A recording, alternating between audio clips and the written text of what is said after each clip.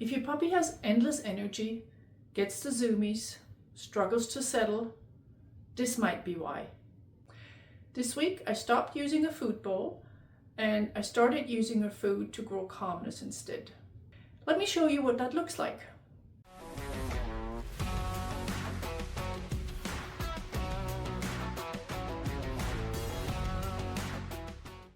Welcome back to week 2 with my little border collie puppy Josie. This week is all about using food differently to build confidence, independence, and develop arousal regulation.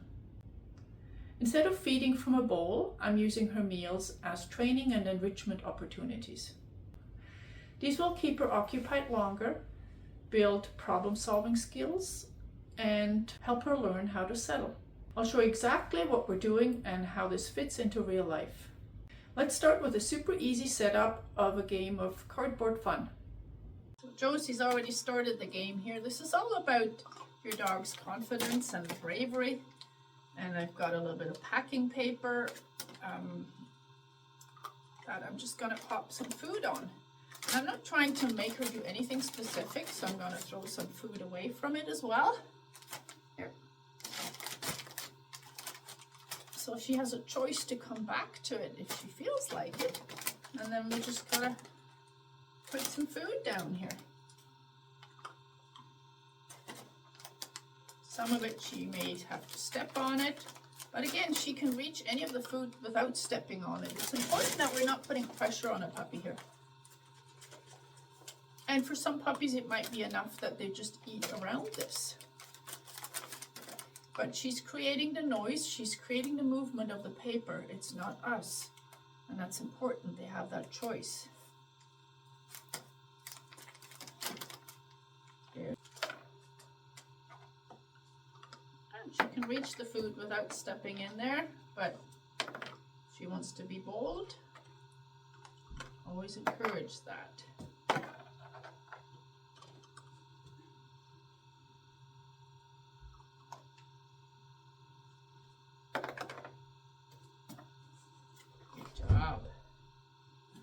I'm going to turn it around and see what she thinks about this. Put these sides down. It's a little bit on the tall side for her. Here, get it in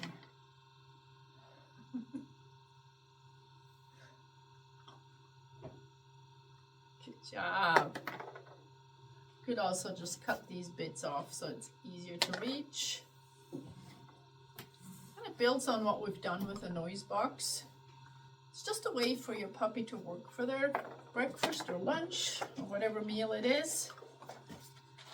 This is exactly how I start using meals in week 2. Simple setups to build confidence and bravery. And you can easily make those more challenging as your puppy gets older. If you're raising a puppy right now, make sure you subscribe to the series. Each week builds on a previous one. And next week we're preparing for vet visits and starting with recall training. Now, cardboard fun is great for problem solving and confidence, but calmness is not achieved by tiring out a puppy. It's about teaching them to settle when nothing exciting is happening. That's where boundary games come in. So the other thing we've been doing every day is a bit of boundary games.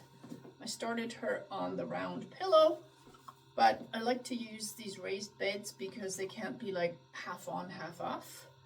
And as you can see, she has a lot of value. This is maybe the second or third time that we're using this bed.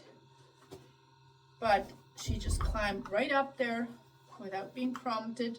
And she's curling up and settling, which doesn't always happen this quickly. Sometimes it takes them a moment. But we're going to start to work a little bit on a release cue. Now she has no idea what this word means. And I'm just going to say the word and then throw a piece of food off the bed. And that's probably going to cue her to get off the bed. And what I'm looking for is what's her next choice. Where's the good zone? Okay. Yeah.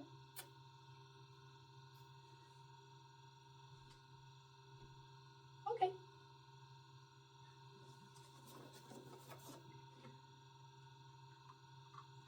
Yes. Good job. Now marking when she makes that great choice to get back on the bed. And then there's a lot of food that she gets on the bed.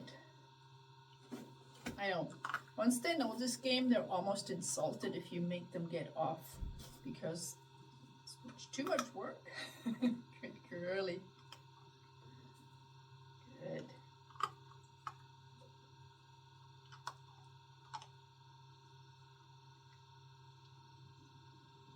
Okay.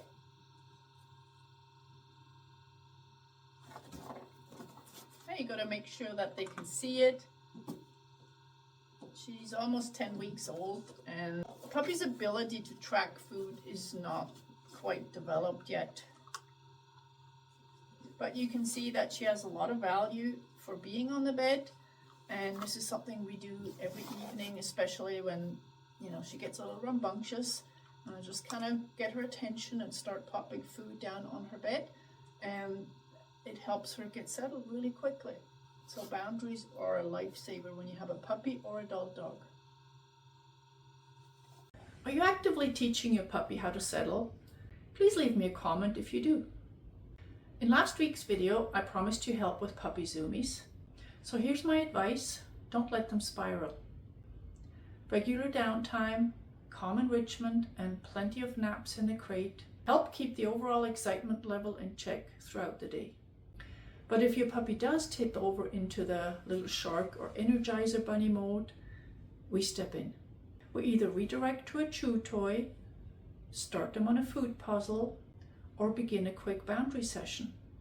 Just drop a few pieces of food onto their bed and invite them to settle.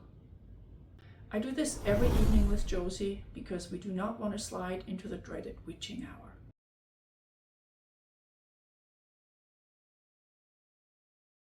But I also want her to learn to work through something on her own without my constant guidance and input, and that's where simple food puzzles come in. So I bought this new food toy here for Josie, and we're going to see what she's going to do with it.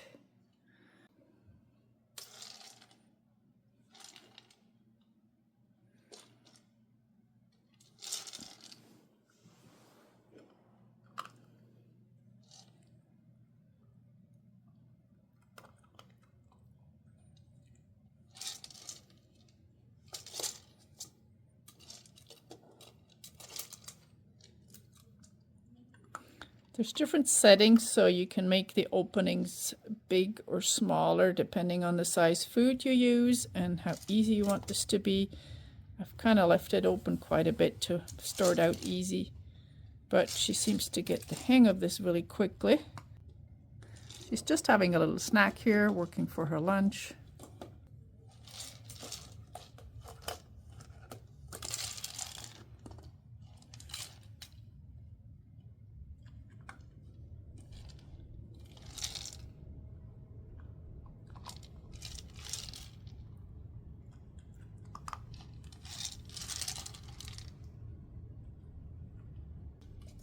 Good. I think this is going to be a keeper.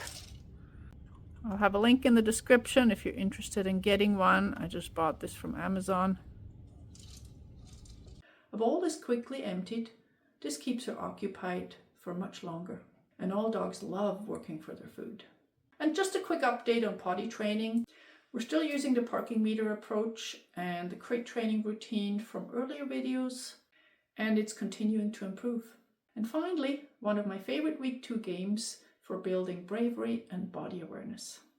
So the next thing I like to teach to every new puppy is to put their paws up on something. It's really one of the first things that I will teach within the first week or so. And we're doing a whole bunch of games here. We're doing over and under, a bit of food follow.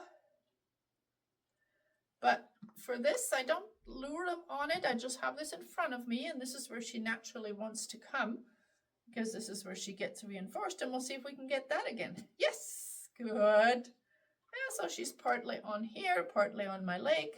That's okay. I can manipulate that by just feeding her over there a little bit. Good girl. And she can get a cookie for being off. Yes. So as soon as her paws are in the right place, I just get right in there with a cookie in my hand and feed her in position. And that's how she's going to learn that this is a good place. Pretty cool. Good. So we don't want her to stay up here very long. This can be tiring very quickly. We're just going to do a couple of reps. This might be purely accidental at first because she just wants to get close to me and get some cookies. Good job. Good. I'll do one more release. Yes, good job. So very quickly she's going to learn. Whenever her paws are up here, she's going to get some cookies. We're going to try a different object now. I have these little platforms that I made. They're just a bit of styrofoam with a yoga mat. I've got a video that shows you how to make those, and you can make them in any size. Yeah, good job. Okay.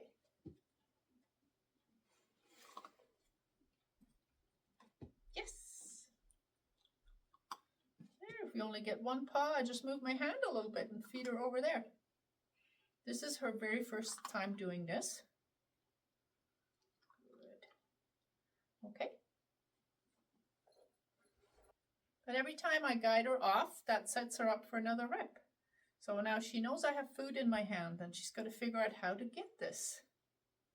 It's okay. I'm just closing my fist. Yes, good job. And as soon as she does it, I mark it with a yes. I'm telling her, yeah, I like what you're doing. This is cool. I'm going to try one more thing. This might be a little bit difficult because it's apparently not. A little bucket, so it's a bit higher. We want to make sure that everything is sturdy and that it doesn't slide on the floor. So if you have hardwood floors, then just put a mat down before you do this. We don't want to scare the puppy. Okay. So for week 2, we keep it simple, no bowl. Just thoughtful and intentional use of her daily food to build calmness and confidence little by little. Next week, we're taking that foundation out into the real world. We're going to prepare her for her first vet visit. I'll show you how I work through some recall struggles and teaching her name. I'll see you in week 3.